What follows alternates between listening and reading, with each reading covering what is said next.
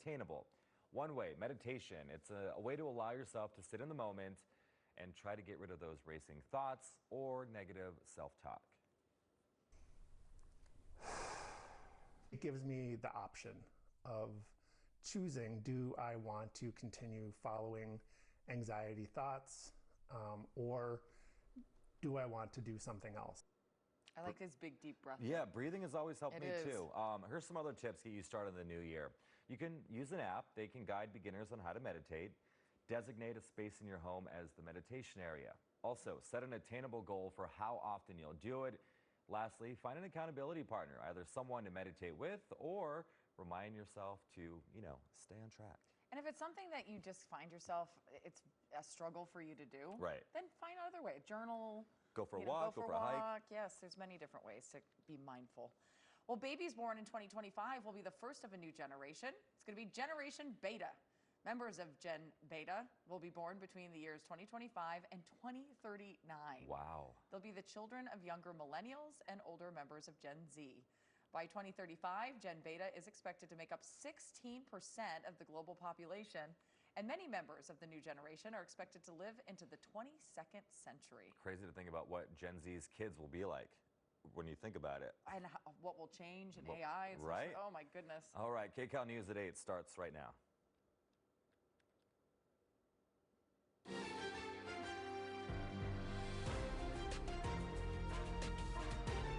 This is Kcal News Mornings.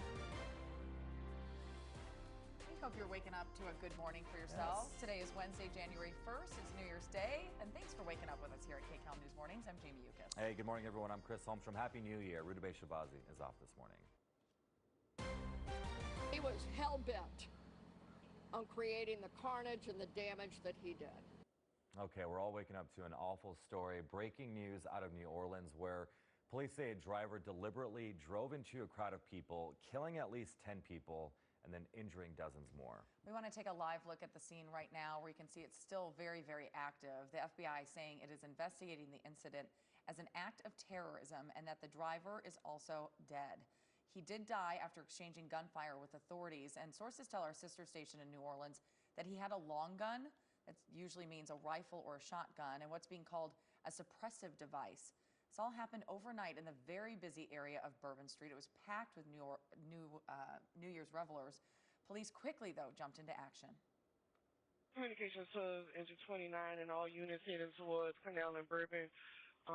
We're going to move to Fireground 2. You're responding to a mass casualty incident. A vehicle ran through a crowd of people. There's multiple injuries, multiple casualties. They need you at Kcal and Bourbon.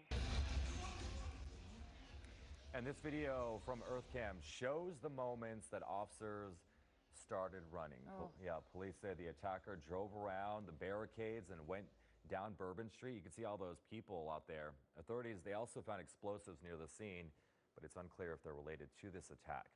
Louisiana Governor Jeff Landry called it a horrific act of violence and said that he's praying for all the victims. We're told President Biden has also been briefed on the situation and spoke with the mayor of New Orleans. Here's how others are reacting this morning in that area. Right now, I'm in shock, and we have being in New Orleans. We have hopes of what it isn't, and that sounds crazy. But let me tell you, this is at this point, I know nothing. I know just as more. You know more than I do. I'm waking up to it, and I'm in shock. I don't know why they're still letting cars go through Bourbon Street. Even last night, which I was there were still like at midnight, 1 in the morning. There's still cars driving by, even though there's people walking all over the street. You got to dodge cars. Well, a lot of people will be asking that question this morning. A college football playoff game is scheduled to happen at the Superdome near where this happened. It's a big game, too, Notre Dame versus Georgia. Officials say that we'll still move forward tonight. We expect another update from authorities in the next hour. The Rose Parade floats are about to roll down Colorado Avenue, but right now a lot of minds are on safety precautions at the massive event. Yeah, we've got team coverage of those concerns, starting with Cara Fincham, who spoke with the Pasadena Police Chief. Cara, what did he have to say? Yeah, he is concerned. He also stresses that this is a joyous time for the city, and they will move forward with this parade today. You can see the folks out here on the streets and the parades. getting ready to get underway here. But as I mentioned, this is of concern for the city, and the morning did begin with a solemn moment of reflection. The people of Louisiana and the city of New Orleans following this morning's tragic events. We stand in solidarity with the entire state during this difficult time. Let's take a few moments of silence, please. And Louisiana does take part in this parade year after year. This morning, Pasadena's department said it is closely monitoring the investigation, which is now underway in that state. We spoke with Police Chief Gene Harris. We're kind of coalescing with our federal partners to make sure there's not some attachment to events around the country. We do not believe at this time that that event is going to be associated in any way with activities here in Pasadena. And this is some video from last year. You may remember a woman tried to drive her car into the route last year. Her car was damaged by a protective barrier. Fortunately, nobody was hurt. She was arrested, and these protective barriers are in place all along Colorado Boulevard. There is a complete lockdown of the parade route along the street, and then the department says there are also more than 1,000 law enforcement members stationed. The department says they also have the ability to call in more help if needed. They do train and prepare for this event year-round. I've attended some of those sessions in years past, and they go over every possible scenario from hazardous materials to fire to terrorism, and they address them the best they can. Now, back out here live, I want to give you, again, a look at some of these floats that are lined up. We are along Orange Grove, and these floats will very shortly proceed up the route here to Colorado Boulevard and then head down towards the end of the route, which is where we find Elise with more.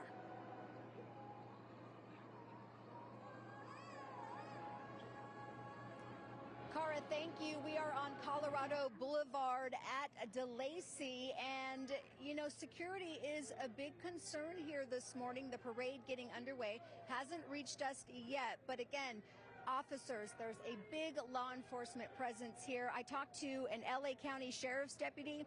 He says really nothing has changed in light of the tragedy in New Orleans.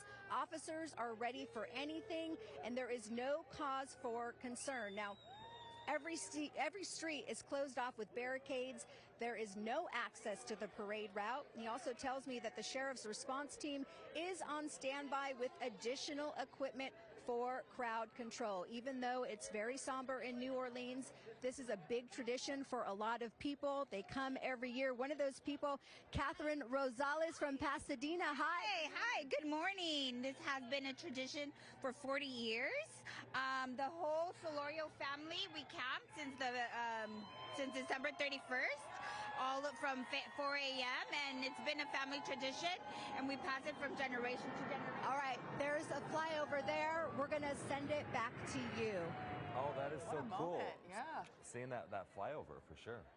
Elise, thank you. We do want to continue the security coverage, though, now. Joining us is former NYPD Detective Sergeant Felipe Rodriguez. Thank you so much for taking the time this morning to talk to us.